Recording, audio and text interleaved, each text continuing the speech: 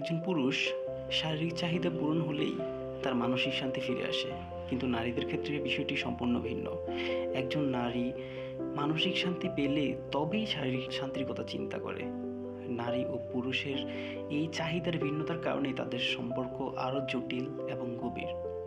পুরুষের সমস্ত ডিপ্রেশন এবং ক্লান্তি দূর হয় নারী সঙ্গীর সাথে শারীরিক সংযোগে। যদি আপনি আপনার পুরুষ সঙ্গীকে খুশি রাখতে চান, তবে তার সাথে অবশ্যই শারীরিক অ্যাটাচমেন্ট থাকা প্রয়োজন, এবং তা হতে হবে হালাল এবং মন থেকে। কিন্তু নারীদের ক্ষেত্রে বিষয়টা সম্পূর্ণ বিপরীত। নারীরা সবসময় মানসিক অ্যাটাচমেন্টে বেশি গুরুত্ব দেয়। যদি তার মন ভালো থাকে তাহলে সে স্বাভাবিকভাবে শারীরিক সংযোগে আগ্রহী হয়, কিন্তু যদি তার মানসিক অবস্থা ভালো না থাকে তাহলে সে কোনো কিছুতেই সাড়া দেয় না। নারীর মনই তার আসল শক্তি। একজন নারী চাইলেই একজন পুরুষের জীবনকে নতুন করে সাজাতে পারে, আবার সেই নারী চাইলেই একজন পুরুষের জীবনকে পুরোপুরি নষ্ট করে দিতে পারে। একজন নারী চাইলে একজন পুরুষকে সম্মানের সর্বোচ্চ শিখরে পৌঁছে দিতে পারে, আবার সেই নারী চাইলেই তাকে অসম্মানের তলানিতে নামিয়ে আনতে পারে।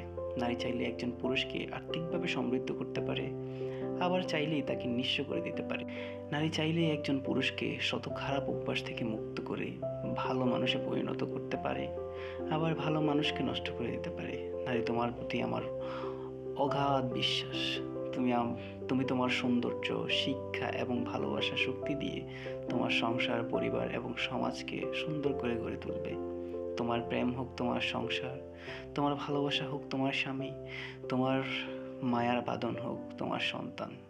নারী, তুমি চাইলেই অনেক কিছু করতে পারো। তুমি পারো পুরো পৃথিবী বদলে দিতে।